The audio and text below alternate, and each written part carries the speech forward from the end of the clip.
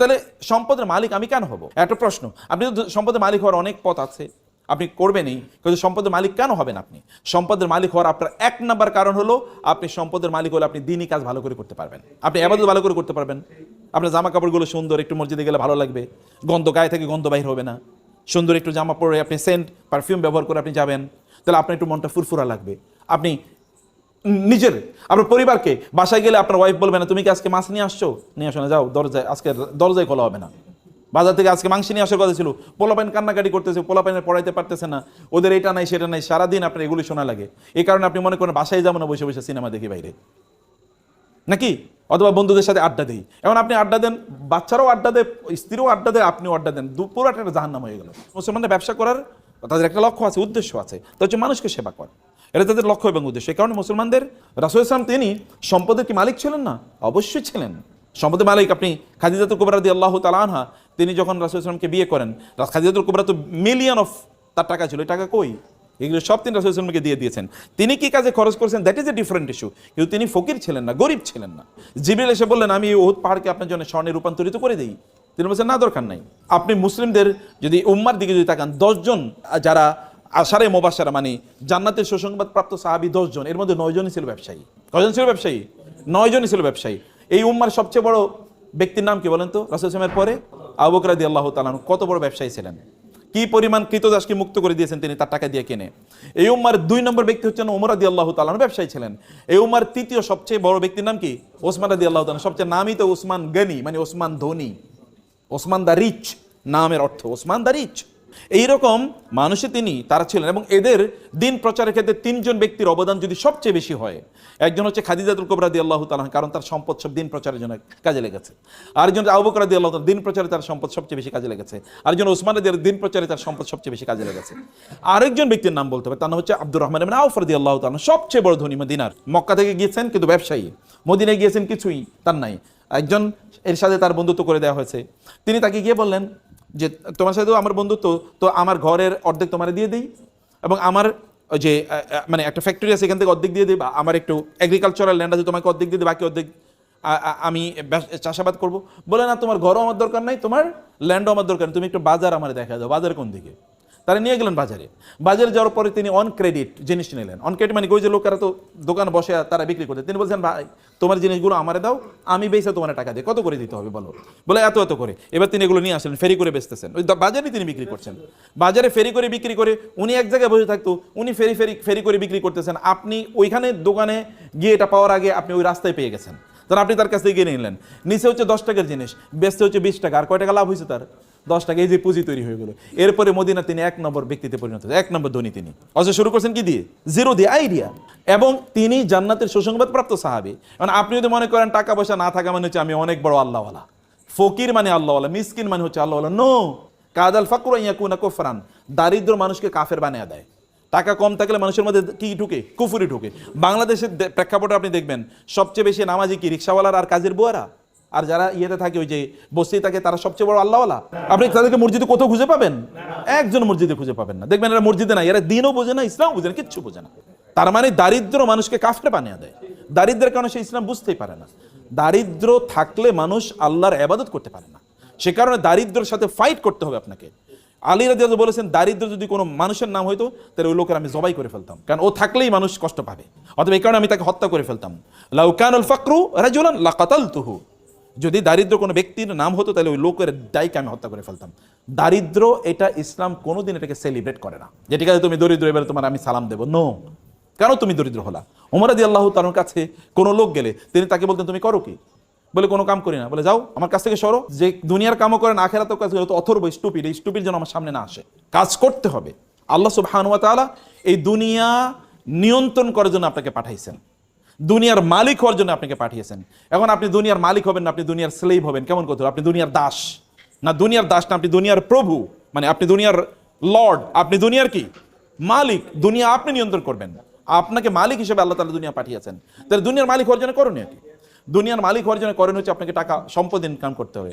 আমরা চলেন এবার ব্যাংক ডাকাতি করি নাকি, কারণ অনেকে তো ব্যাংক ডাকাতি করে তো টাকা পয়সার মালিক হয়েছে। আপনাকে সম্পদের মালিক হওয়ার জন্য আপনাকে করতে হবে হলো হালাল উপায়ে আপনাকে সম্পদের মালিক হওয়া লাগবে। আপনি যদি হালাল উপায়ে সম্পদের মালিক হন তাইলে এটা আপনার ঈমানটাকে বাড়াবে, আপনার দিনদারি বাড়াবে, দিনদারি কমাবে না। তাহলে সম্পদের মালিক আমি কেন হব? একটা প্রশ্ন। আপনি তো সম্পদের মালিক হওয়ার অনেক পথ আছে, আপনি করবেনই, কিন্তু সম্পদের মালিক কেন হবেন? আপনি সম্পদের মালিক হওয়ার আপনার এক নাম্বার কারণ হলো আপনি সম্পদের মালিক হলে আপনি দিনই কাজ ভালো করে করতে পারবেন, আপনি ইবাদত ভালো করে করতে পারবেন, আপনার জামা কাপড়গুলো সুন্দর, একটু মসজিদে গেলে ভালো লাগবে, গন্ধ গায়ে থেকে গন্ধ বাইর হবে না, সুন্দর একটু জামা পরে আপনি সেন্ট পারফিউম ব্যবহার করে আপনি যাবেন, তাহলে আপনার একটু মনটা ফুরফুরা লাগবে। আপনি নিজের আপনার পরিবারকে বাসায় গেলে আপনার ওয়াইফ বলবে না তুমি কি আজকে মাছ নিয়ে আসছো, নিয়ে আসো না, যাও দরজায়, আজকে দরজায় খোলা হবে না, বাজার থেকে আজকে মাংস নিয়ে আসার কথা ছিল, পোলাপাইন কান্নাকাটি করতেছে, পোলাপাইনের পড়াইতে পারতেছে না, ওদের এটা নাই সেটা নাই, সারাদিন আপনার এগুলি শোনা লাগে। এই কারণে আপনি মনে করেন বাসায় যাবো না, বসে বসে সিনেমা দেখি বাইরে, নাকি অথবা বন্ধুদের সাথে আড্ডা দিই। এখন আপনি আড্ডা দেন, বাচ্চারাও আড্ডা দেয়, স্ত্রীও আড্ডা দেয়, আপনিও আড্ডা দেন, পুরো একটা জাহান্নাম হয়ে গেল।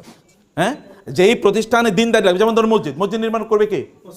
তো মুসলমানের টাকা না থাকলে মসজিদ নির্মাণ করবে কি দিয়ে? আচ্ছা, মাদ্রাসা নির্মাণ করবে কি দিয়ে করবে? কে করবে? তো মুসলমানের টাকা না থাকলে কোত্থেকে করবে? আপনি আল্লাহ সুবহানাহু ওয়া তাআলা আমাদেরকে বলেছেন নামাজ আদায় করার জন্য, কিন্তু তার সাথে আরেকটা জিনিস করতে বলছেন, সেটা কি বলেন তো? নামাজ আদায়, নামাজ পড়ো জাকাত নাও, নামাজ পড়ো জাকাত নাও, নামাজ পড়ো, আমি তো কিছু জাকাত নাও, আপনারা বুঝতেই পারেন নাই। নামাজ পড়ো জাকাত নাও আল্লাহ বলেছেন নাকি? না বলছেন কি নামাজ পড়ো? আপনি কি ভিক্ষা করে জাকাত দেবেন নাকি? তাহলে আপনাকে টাকা উপার্জন করে নামাজ যেরকম ফরজ, জাকাত দেও কি? কারণ আপনি বলবেন আমি নামাজ পড়ি সুবহানাল্লাহ, আলহামদুলিল্লাহ, আমি অনেক ভালো আছি, তো জাকাত কে দেবে? নামাজও তো পড়তে হবে, জাকাতও তো দিতে হবে। তো জাকাত দিতে হলে কি হতে হবে? সম্পদের মালিক হওয়া লাগবে, নাহলে আপনি জাকাত দেবেন কোত্থেকে? জাকাত কি ইবাদত না? জাকাত কি ফরজ ইবাদত না? জাকাত দিলে কি আপনার সওয়াব বাড়ে না? জাকাত দিলে কি আল্লাহর কাছে সম্মান বাড়ে না? তো আপনি কেবল জান্নাতে চলে যাবেন নামাজ পড়ে, জাকাত না দিয়ে আপনি জান্নাতুল ফেরদৌসের মালিক হয়ে যাবেন? নো, জাকাত দেওয়ার মালিক হওয়া লাগবে। তো জাকাত দেওয়ার মালিক হতে হলে কি লাগবে? টাকা ইনকাম করতে হবে, সম্পদ ইনকাম করতে হবে। সম্পদ ইনকাম না করলে আপনি কেমনে করবেন? এখন আমরা সম্পদ ইনকাম করতে পারছি না, আমরা এখন হয়ে গেছি কি জানেন? আমরা কেবল এখন হচ্ছে কনজিউমার। কনজিউমার হচ্ছে আমরা ভোক্তা। যেমন ধরেন আপনি, ওরা ইহুদিরা জিনিস বানাবে আপনি কিনবেন, খ্রিস্টানরা জিনিস বানাবে আপনি কিনবেন, আর আপনি খাইবেন, বলবেন আলহামদুলিল্লাহ, তৃপ্তির ঢুকল, আলহামদুলিল্লাহ, সুবহানাল্লাহ, আল্লাহ খ্রিস্টানদেরকে আমাদের সেবক বানাইছে। হয়েছে না এরকম কিনা? আপনি বলছেন খ্রিস্টানরা সেবক বানাইছে, আল্লাহ তাআলা খ্রিস্টানদেরকে ইহুদিদেরকে আপনাদের সেবক বানাইছে, ওরা জিনিস বানায় আর আপনি খান বৈশা বৈশা, আর আপনি বুঝেনই না যে আপনি সব ওদেরকে দিয়ে দেন, আপনি ওদের দাসে পরিণত হয়ে গেছেন, আপনি ওদের কৃতদাসে পরিণত হয়ে গেছেন। আপনি বলেন যে আপনি অনেক ভালো আছেন, কিন্তু আপনাকে যদি বলা হয় আপনি কি আমেরিকা যাবেন, বলে ভাই প্রয়োজনে সেজদা দিব তারপর আমেরিকা যাবো। এই পৃথিবীর মানুষের সবচেয়ে স্বপ্নের জায়গা কোনটা? ইউরোপ, আমেরিকা না? দেখেন না বাংলাদেশের লোকেরা, তারা হারাম কি হালাল কি কোনো কিছু বাঁচে না, তারা ইউরোপে যাবেই। ওইখানে গিয়ে ইসলাম পালন করতে পারবে কি পারবে না, কোনোটাই না। আচ্ছা, এই পৃথিবীতে সবচেয়ে বড় রিফিউজি থাকে কোন সকল দেশে? ইউরোপ আমেরিকাতে সবচেয়ে বড় রেফিউজি, সবচেয়ে বেশি অ্যাসাইলাম মানুষ যায় কোথায় থাকার জন্য? ওইখানে। ওয়াও, এটাই তো দেখি জান্নাত। তো এই জান্নাত বানানোর কথা ছিল আপনাদের, ওরা পণ্য বানায় আর আপনাদের কাছে বেচে, আর আপনাদের জাহাজ ভরে আপনাদের টাকাগুলো নিয়ে যায়, আর আমরা মনে করি যে আমরা কি ভালো একজন কনজিউমার। পণ্য তো আপনাদের বানাতে হবে, বানায় আপনাদের বেচতে হবে। আপনাদের পূর্বপুরুষের দিকে তাকান, আপনারা সিনবাদের কথা শুনেছেন না? আচ্ছা, সিনবাদরা করছে কি? সেই আরবের লোকেরা যদি মনে করতো যে আমরা আরব দেশে থাইকাই আমরা কি কেবল দিন প্রচার করবো, তাহলে কি আমরা মুসলমান হইতাম? আচ্ছা, আরব দেশের লোকেরা এখানে আসছে কিভাবে? ওরা তো পণ্য বিক্রি করার জন্য এসছে, বিজনেসম্যানরা এখানে এসছে। কোন দিক দিয়ে এসছে? তারা এসে হলো ওই যে আরব সাগর থেকে ইন্ডিয়ান ওশিয়ান মানে ভারত মহাসাগর হয়ে বে অফ বেঙ্গল, এই বঙ্গোপসাগরে আসছে।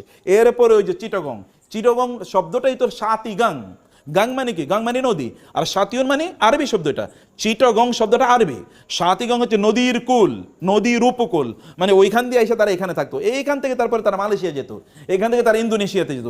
মালয়েশিয়া ইন্দোনেশিয়াতে নাইলে ইসলাম গেল কিভাবে? জাহাজে গেছে। তখন কি জাহাজ ছিল? তখন কি আপনার প্লেন ছিল?